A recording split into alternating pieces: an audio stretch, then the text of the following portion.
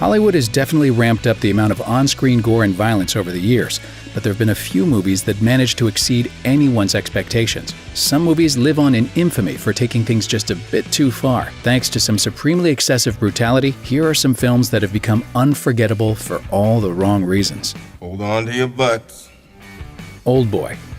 When we're talking about Oldboy, we're of course referring to Park Chan-wook's timeless, jaw-dropping film, and not the unfortunate Spike Lee remake. For those unfamiliar with the Korean revenge flick, a deadbeat alcoholic dad gets abducted and locked in a tiny hotel room for 15 years straight, with no rhyme or reason as to why he's been imprisoned there. Understandably, as soon as he's released, he immediately sets out on a revenge mission and finds one of the people hired to keep him in confinement. To get back at him, he whips out a claw and hammer and goes to town on the man's mouth. And let's just say the resulting scene makes your worst trip to the dentist look like a vacation to Disney World.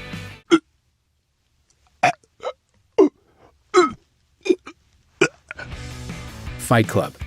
David Fincher's Fight Club had its fair share of scenes that went too far. It spliced single frames of full frontal nudity into various parts of the movie, and its underground fights had just enough meat-smacking oomph to them that viewers felt every blow. Edward Norton's unnamed everyman protagonist had a lot of pent-up rage against the world, and he was finally starting to let it trickle out after learning the ways of the traveling soap salesman Tyler Durden. Perhaps the most grueling moment of the movie, though, happens when Norton's character faces down Jared Leto's angel face and pounds him into absolute oblivion, going well beyond the established rules of Fight Club. Norton's fists bashing into the man's once pristine visage until it's a bloody pulp of bruises and broken teeth easily leaves viewers stupefied by the narrator's sadistic, relentless assault. Human Centipede. If you're unfamiliar with the premise of the human centipede, a quick Google image search should be able to convey the sick experiments done by the film's maniacal villain. 3 tourists get drugged and imprisoned by a mad German surgeon who hopes to create a new life form by sewing people together. So the devilish dude stitches the poor trio into succession from mouth to butt with the hopes that they form one single digestive tract. And as you might imagine, things don't go exactly to plan. Guys, I'm really sick. It's just as abhorrent and barf-worthy as you would expect, and the sequels only get worse from there. Dead Alive. Before Peter Jackson became a household name with Lord of the Rings, he directed a series of low-budget B-movies and horror flicks. The most noteworthy of his earlier films would have to be Dead Alive. This splatter flick focused on a man whose mother gets bitten by a Sumatran rat monkey and spreads an undead plague throughout town. The central character then goes to absurd lengths to save himself and his girlfriend from the decaying cannibal horde. And as gross, macabre, and fun as Dead Alive is, its most messed up part would have to be when a zombie baby rips its way out of the face of a poor victim at our hero's house. Just use your imagination to figure out how the creature got in there and kiss your appetite goodbye forever. The Exorcist.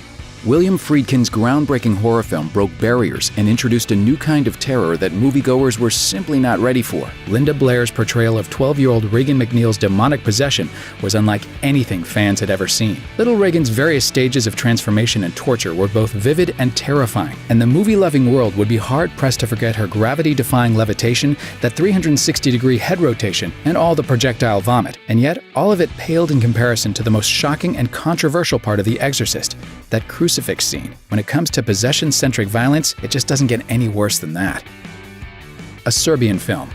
Now, here's a movie that might just be better left unseen altogether, if not for its technical brilliance. A Serbian film tells the story of a semi-retired porn star who is at the end of his rope financially and decides to film some kind of artsy film that he isn't used to making. For some reason, the art film's creators need a man of his talents, and it isn't until he reaches the set when he finds out why. The art project is actually a snuff film, filmed with horrific things no one should ever get any kind of enjoyment out of watching or filming. Writer-director Srđan Spasojakovic has said that the film's controversial violence is symbolic of the Serbian people's horrific mistreatment by their government. He wanted to create the opposite of the dull, predictable, and uninspired flicks made by his countrymen, but unfortunately the rest of the world didn't care for his graphic metaphor. A Serbian film has since been banned in multiple countries and pulled from the shelves of most major movie retailers. Antichrist.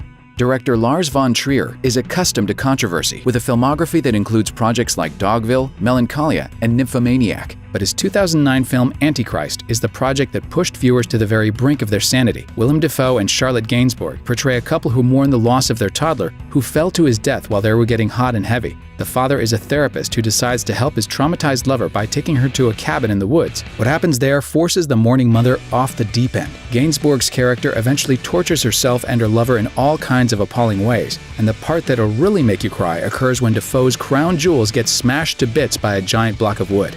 I think I'm gonna be sick. Surprisingly enough, things actually do get worse from that point forward because this movie just couldn't stop at tortured nether regions alone. Of course not. Thanks for watching. Click the grunge icon to subscribe to our YouTube channel. Plus check out all this cool stuff we know you'll love too.